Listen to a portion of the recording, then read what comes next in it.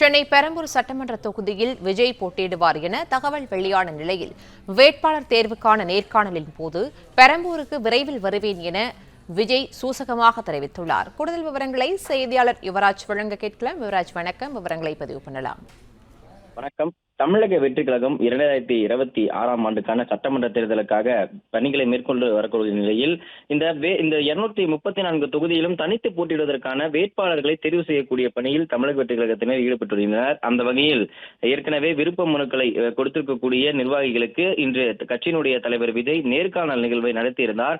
அந்த வகையில் இன்று 60க்கும் மேற்பட்ட நபர்களுக்கு நேர்காணல் நடத்தி அதில் குறிப்பிட்ட சில மாவட்ட நிர்வாகிகளையும் மாவட்ட செயலாளர்களையும் வேட்பாளர்களாக விஜய் தேர்வு செய்திருக்கின்றார். அந்த வகையில் பெரம்பூர் உள்ளிட்ட பல்வேறு தொகுதிகளுக்கு, குறிப்பாக வில்லிவாக்கம், பெரம்பூர் உள்ளிட்ட தொகுதிகளுக்கு ஏற்கனவே கட்சியினுடைய மாநில நிர்வாகிகள் போட்டியிடுவதற்காக தெரிவு செய்யப்பட்டிருக்கின்றது. அந்த வகையில் பெரம்பூர் சட்டமன்ற தொகுதிக்காக விருப்ப மனுக்களை கொடுத்திருக்கக்கூடிய சில நிர்வாகிகளுக்கும் அதே போன்று மாவட்ட செயலாளர்களுக்கும் கட்சியினுடைய தலைவர் விஜய் நேர்காணல் நடத்தும் பொழுது விரைவில் உங்களை பெரம்பூர் தொகுதியை நோக்கி நான் வருவேன் என்று தெரிவித்திருக்கின்றார். அந்த வகையில் பெரம்பூர் தொகுதியில் என்ன நடக்கப் போகிறது என்று கட்சியினர் உங்கள் அனைவருக்கும் ஏற்கனவே தெரிந்திருக்கக்கூடிய விஷயம் ஒன்றுதான்.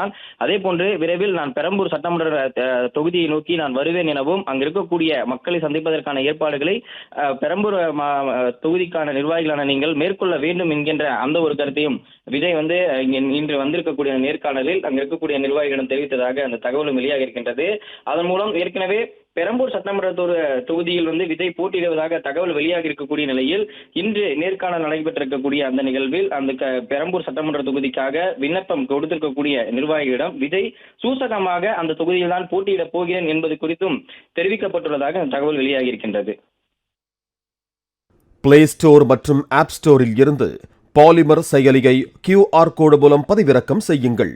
செய்திகளை உடனுக்குடன் பெறுங்கள்.